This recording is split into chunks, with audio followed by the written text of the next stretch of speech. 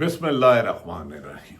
अस्सलाम वालेकुम नाज़रीन, मैं हूं हमशर आरिफ हमीद भट्टी। नाज़रीन, मौजूदा हुक्मरान यानी कि PDM-2 सदर आसफ अली जरदारी, वज़ीर आज़म शहबाज शरीफ और पंजाब में मोहतरमा मरीम नवाज वज़ीर आला, इन्होंने सियासी इंतकाम की पाकिस्तान की 76 साल तारीख को बदल के रख दिया है।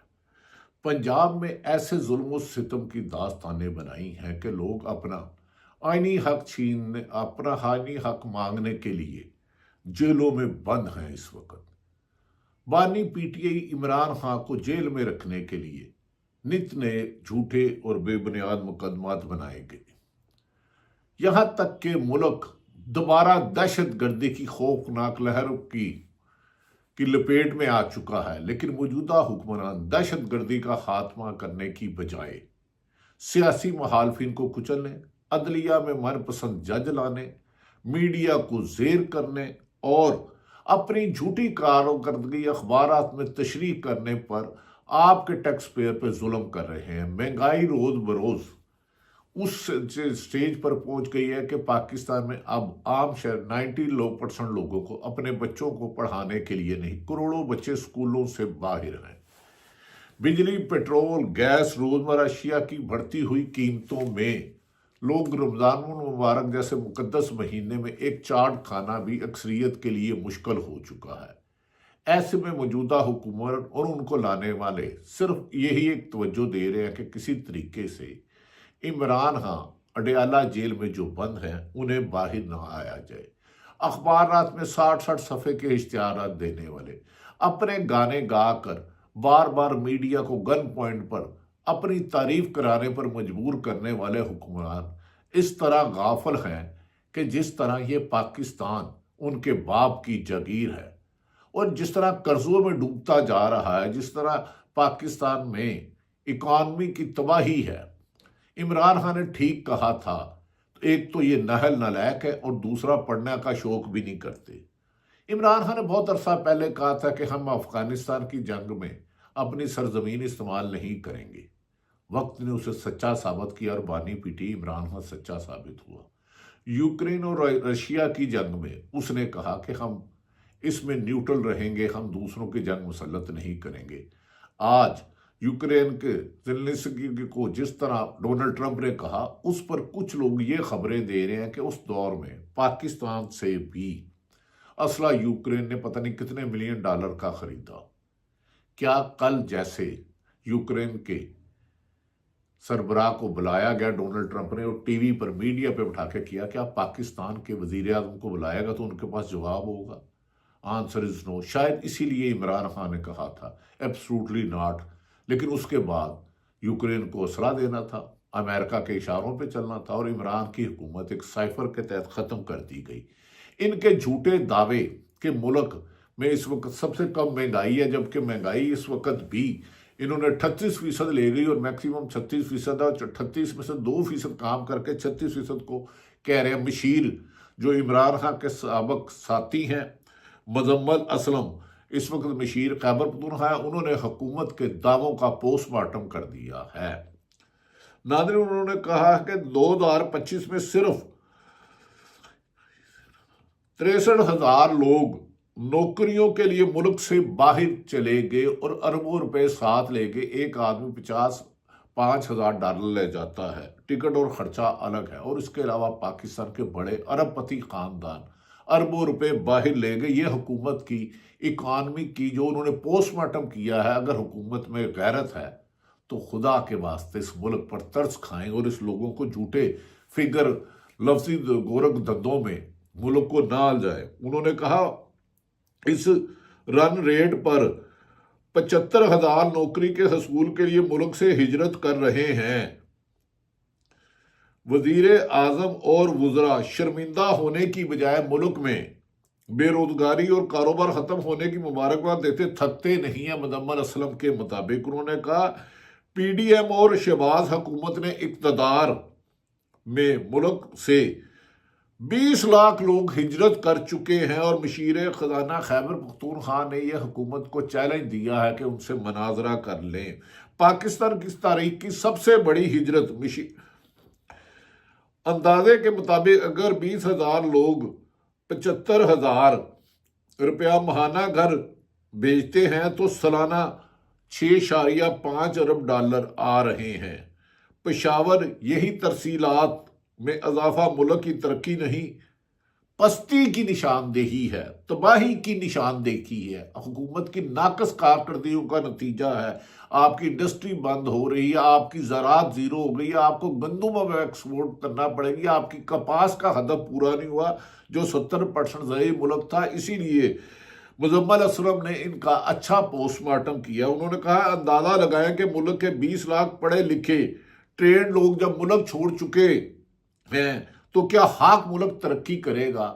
ملک برین سے ترقی کرتا ہے، حکمت عملی سے ترقی کرتا ہے، ملک کے مفاد میں کیے گئے فیصلوں سے ترقی کرتا ہے۔ انہوں نے کہا پشاور ریکارڈ کے لیے پاکستان کی شرح نمو کی اوسط میں 3 سالوں کی 1.5%، جبکہ پاکستان کی آبادی میں صرف 2.5% سے اضافہ ہو رہا ہے۔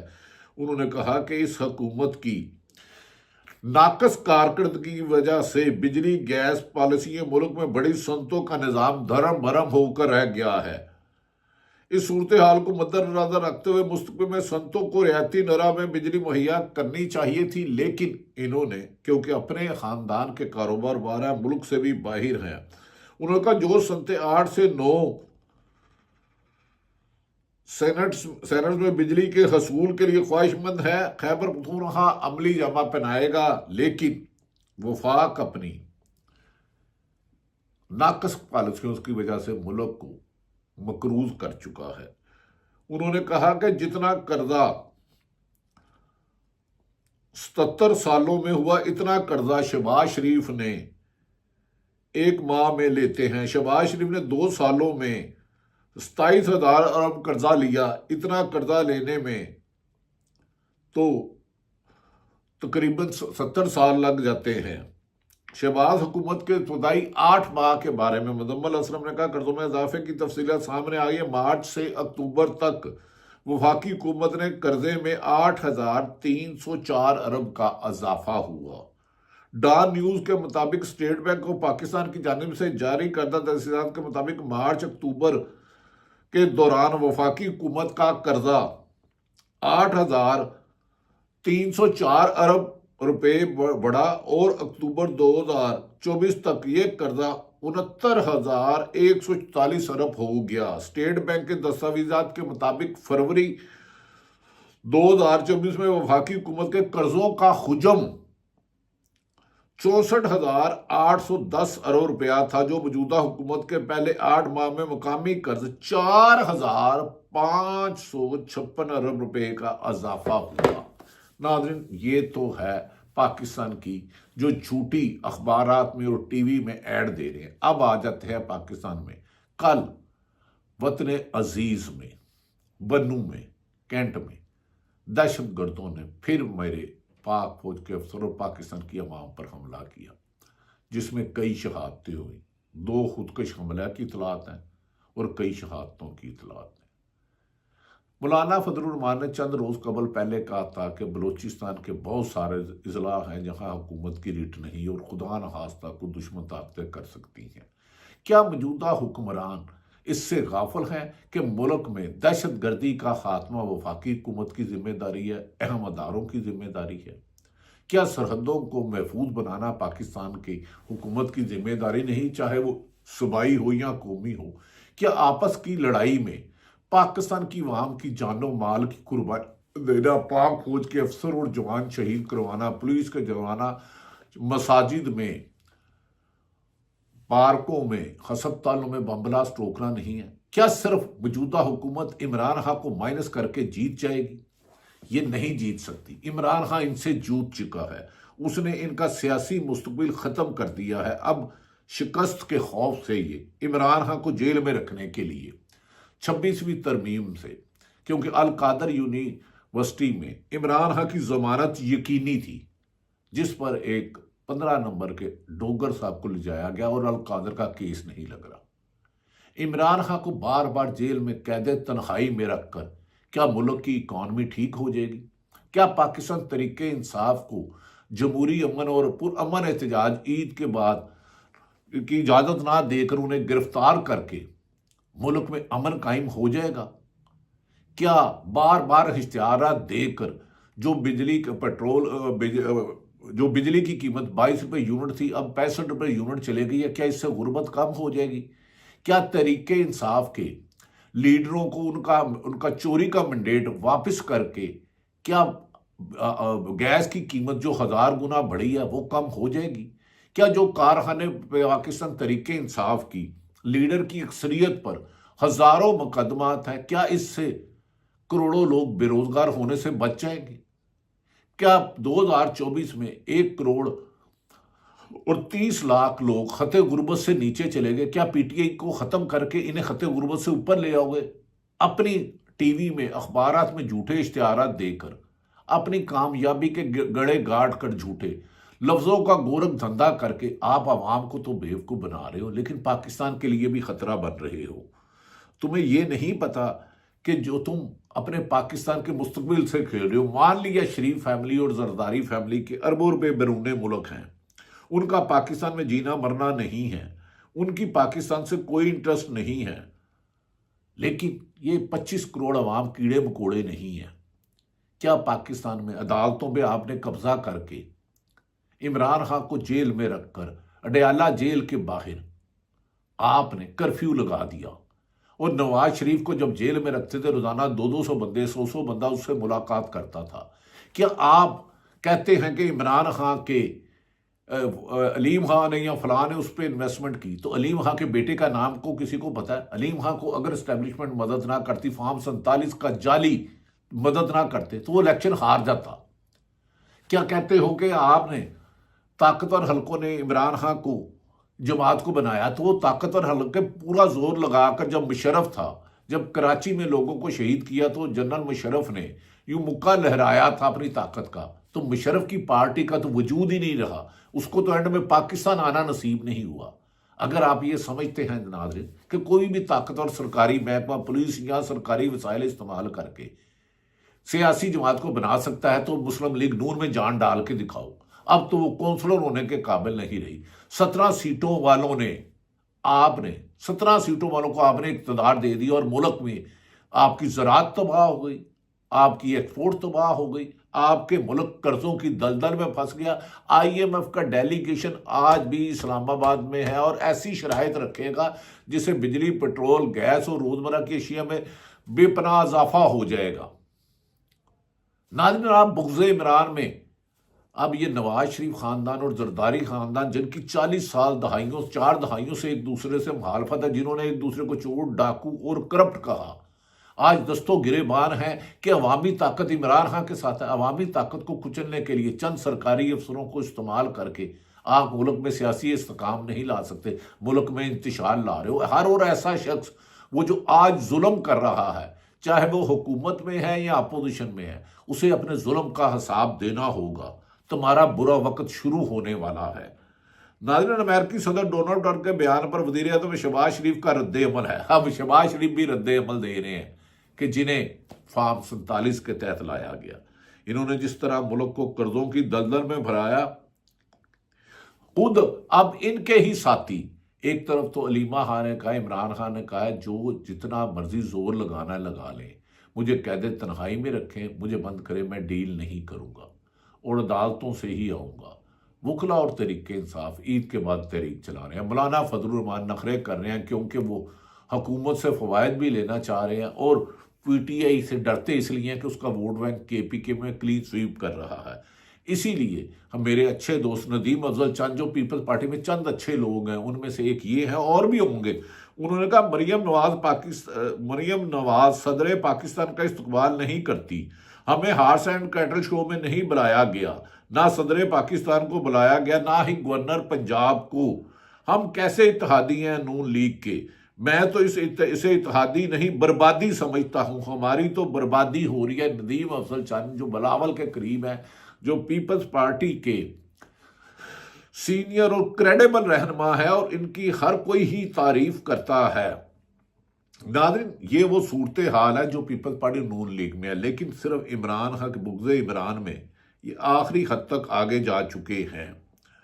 ناظرین، یہ بھی خبر آئی ہے کہ پاکستان میں اب بہت جلد ایک اور کریک ڈاؤن شروع ہونے والا ہے، کیونکہ 2025 کو غیر جانبدار حلقے الیکشن کا سال قرار دے رہے ہیں۔ عالیہ حمزہ جو Imran Khan P T I نے پنجاب میں بنایا تھا، ان کے گرد گھیرا تنگ کیا جا رہا ہے۔ وہ جہاں 4 لوگ اکٹھے ہوں وہاں دفعہ 144 لگا کے گرفتاریاں کر لیتی جاتی ہیں۔ پولیس ان کے گھر اعلی کار بنی ہوئی ہے، جبکہ کے پی کے میں علی امین گنڈا پور دونوں طرف کھیل رہے ہیں، لیکن جنید اکبر خان کا اضافہ پی ٹی آئی کو متحرک کر رہا ہے۔ پنجاب میں نکلنا ہوگا، لیکن پنجاب کی بیوروکریسی اور پولیس نے جو ظالمانہ کارروائیاں کی ہیں، یہ تو شاید آج تک پاکستان کی تاریخ میں نہیں ہوا۔ انہوں نے جنید اکبر کا کہنا ہے مجھے 26ویں ترمیم پر ووٹ دینے کے لیے 1 کروڑ روپے اور گولڈن ویزا آفر ہوئی۔ یہ پاکستان تحریک انصاف کے پی کے صدر کو آفر کر رہے ہیں،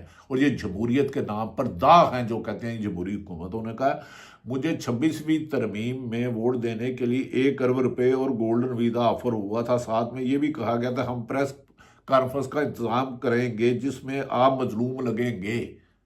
ناظرین، اس قسم کی جمہوریت سے تو بہتر ہے یہ اقتدار آپ چھوڑ دو، ورنہ یہ ملک آپ کو گلے سے ملک کی عوام پکڑ کے چھڑائے گی۔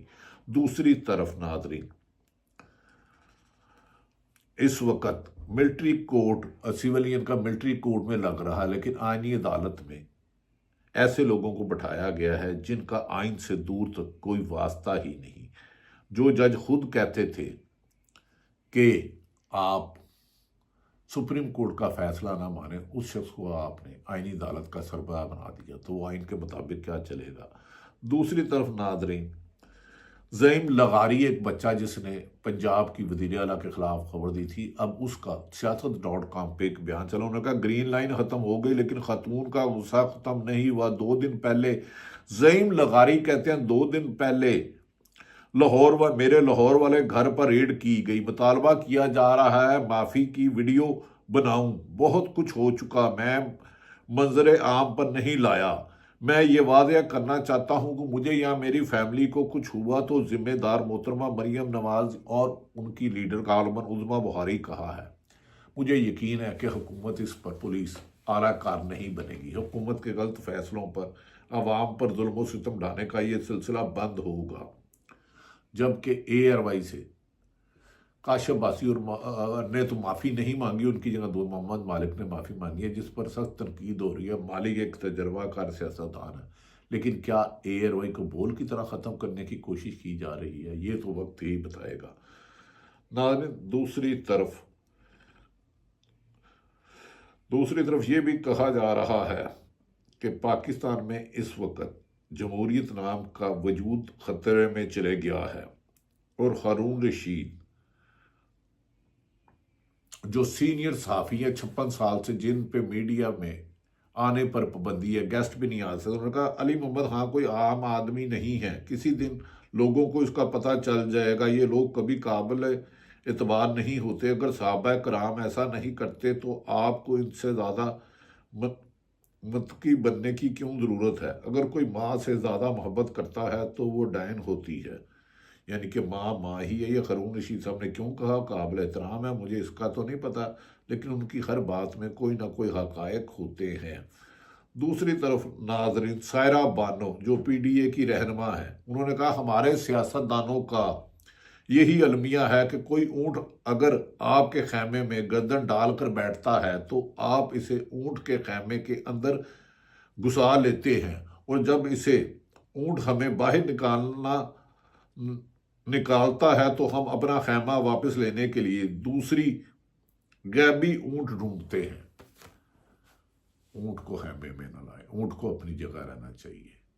عمران خان، سلمان اکرم راجہ نے اب عمران خان کے تمام مقدمات دیکھیں گے جہاں ان کی ضمانت ڈیو ہے۔ کیا 26ویں آئینی ترمیم میں من پسند جج بچانے والے انصاف کا مکمل قتل کرتے ہیں یا انصاف کی امید باقی ہے؟ آنے والے دن اس میں حقائق بتائیں گے۔ پاکستان کی حکومت کے اکانومی کی کامیابی کے دعوے مزمل اسلم نے ملیہ میٹ کر دیے۔ یہ ہے وہ حقائق جو آپ تک پہنچانا تھے۔ پاکستان زندہ باد۔